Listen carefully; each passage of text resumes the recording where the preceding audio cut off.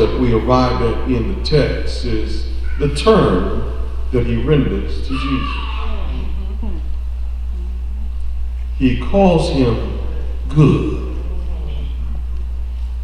Now, our Western culture, we wouldn't have a problem with being called good. It's okay. But according to the Hebrews, it carried a little bit more than that. He said, good teacher. According to the Hebrews, absolutely nobody could be perceived as perfectly good except God.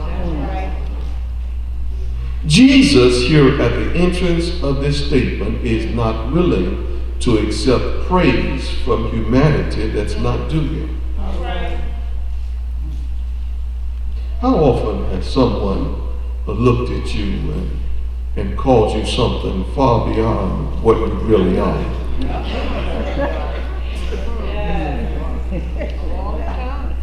How often has someone looked at you and assessed your capability and gave you praise for something you knew you were incapable of doing?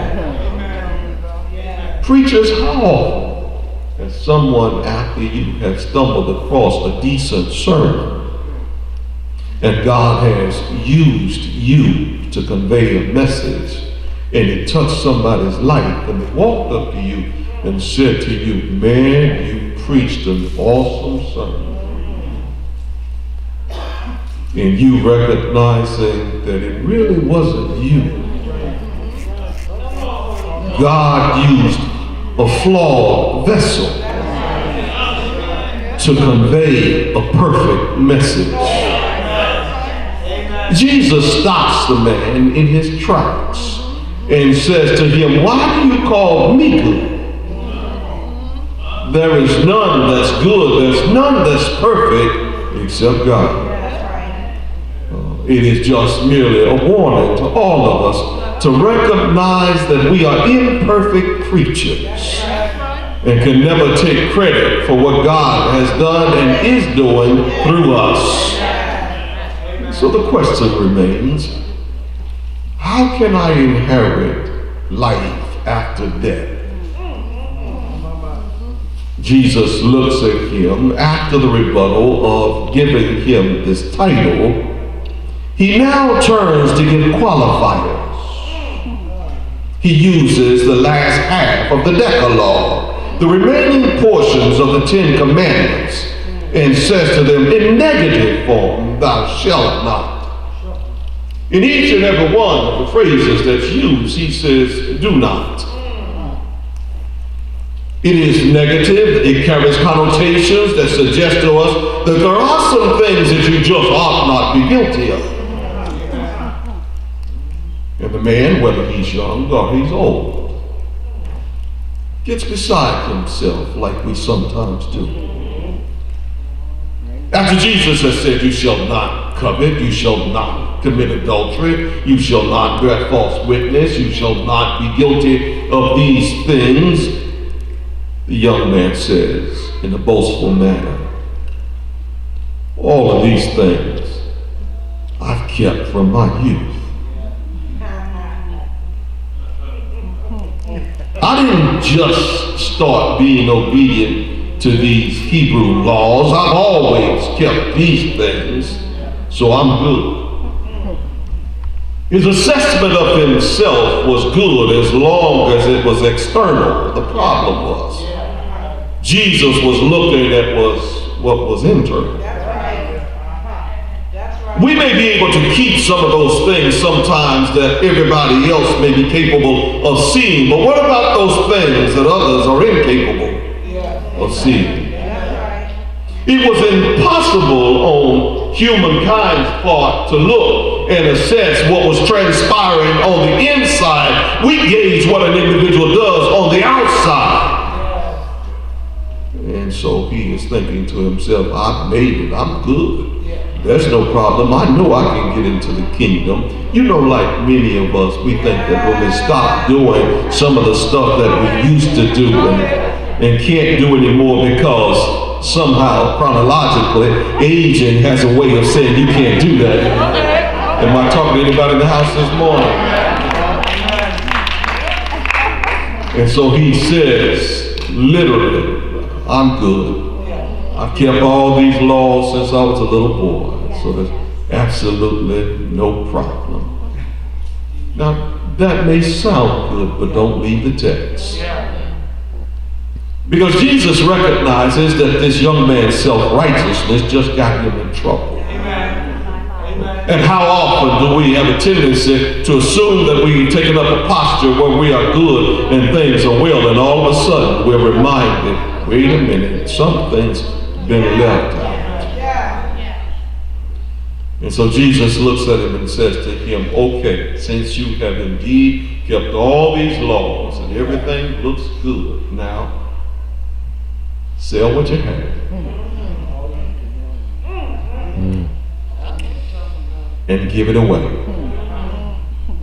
That may not sound like much, but come here for just a moment. Because according to the tradition of the Hebrews, an individual is only blessed and becomes successful when they've been obedient. You missed that. You assume that he was blessed and he was financially stable because he was just who he was. He thought he was successful because history has it that he has everything that he has because he's been so good. And Jesus now moves and pushes the issue and suggests to him that if you want to be perceived as living right and being kind and loving, that you've got to get rid of what you got so that you can have in the future what God has for you. And he's caught up. He's in a dilemma now because what he has, he believes was contingent upon his success. And how many of us in the life of the church today are assuming that we've got it all together because we've been able to confess and commit to what God has called us to. And the truth of the matter is we know full well that we've not been that good. It was all because God was that kind and he was loving and merciful towards us that we have what we have and where we are. It's not because we're that smart or because we are that educated or brilliant. God has blessed us. And the man is struggling with an issue because now Jesus has asked him to give up his possessions. Now, please don't miss the point, because whereas he's been asked to give up his possessions, and he now begins to stumble. He stumbles because, unbeknownst to himself, his possessions had possessed him. Amen. Amen. That's right. Come on, brother. That's right. Come on. That's right. It's okay to possess things. The danger is when our possessions take possession of us. It's okay to be perceived as wealthy and having what you need and desire, but whatever you do, don't let them rule you so that you are possessed by your possessions. That's right. Well, Pastor. And so he went away sad, according to the text. That's right. Amen. Peter, who has diarrhea of the mouth, now speaks up.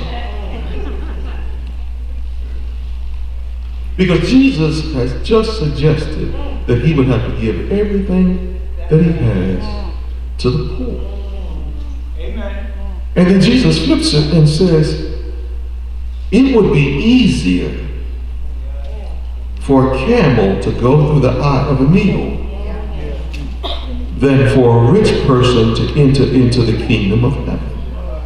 Doesn't sound like much, but the largest land animal in the region at that time was a camel. The eye of a needle is not literally a sewing needle, but a gate to the entrance into Jerusalem, which is the needle. It is so narrow that very few can get in through it, and yet the suggestion is it would be easier for the camel to get through the eye of that needle, the entrance into the city, than for a rich person to get into the kingdom of heaven. And so all of a sudden Jesus moves into the realm of impossibilities. Stay with me, I'm going somewhere.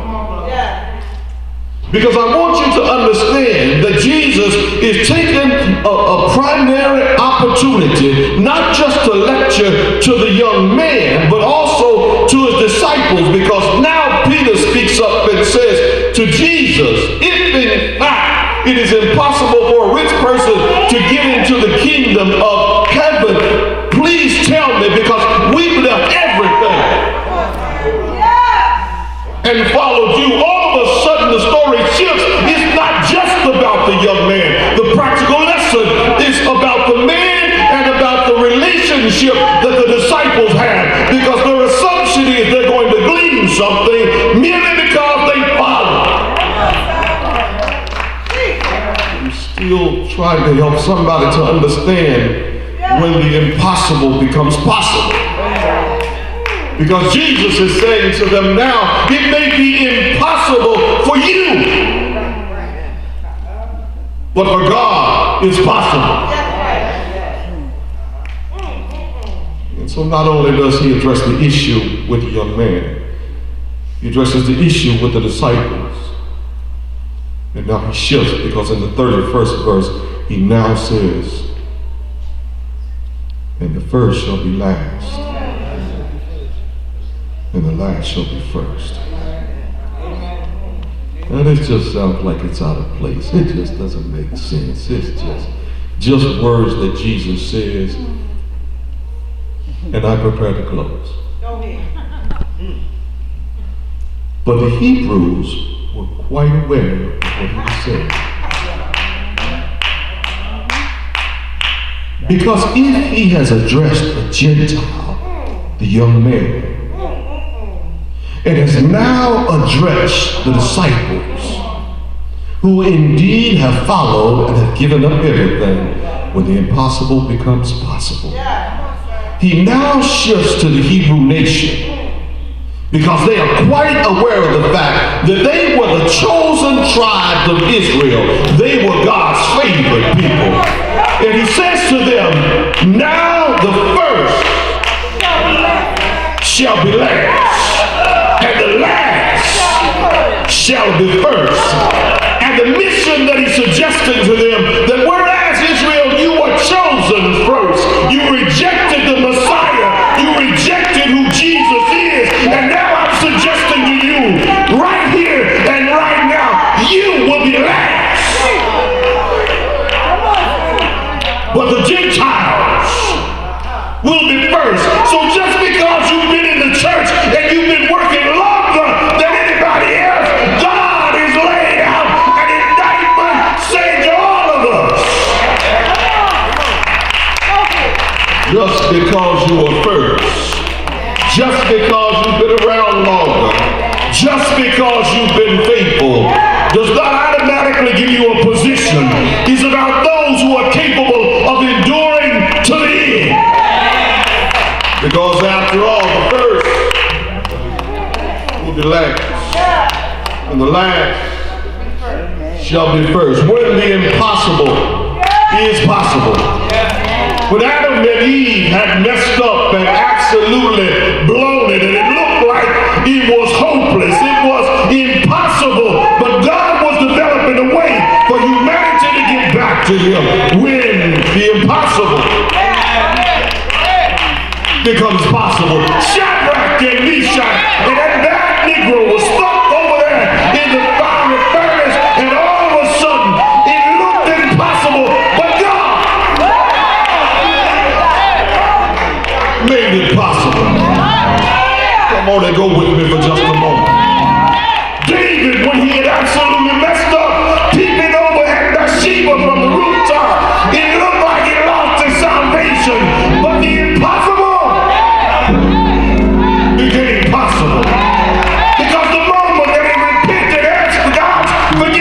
God forgave him and allowed him to go forth. When the impossible becomes possible. Paul and Silas in the Roman jail, losing it, God shows up, shakes the foundation of the jail. When the impossible becomes possible. When you stop just for a moment and become real and think about where you've been, what you've done over your life, and God picked you up, shook you off, let you start over again. It's when God allowed the impossible to become possible. It looked like it was all over according to the New Testament. It was Friday morning. There was a cross at the end of the road. 2 malefactors hanging there on the hill called Golgotha. One on the left and one on the right. It looked impossible, but God showed up on Sunday and delivered his son from a sin-cursed world. When it looks like it's impossible, God will show up and make it possible. So I suggest to you, whatever situation you find yourself in, know this much, that God can work through the impossible to make it possible. The last shall be first, and the first shall be last. Come on.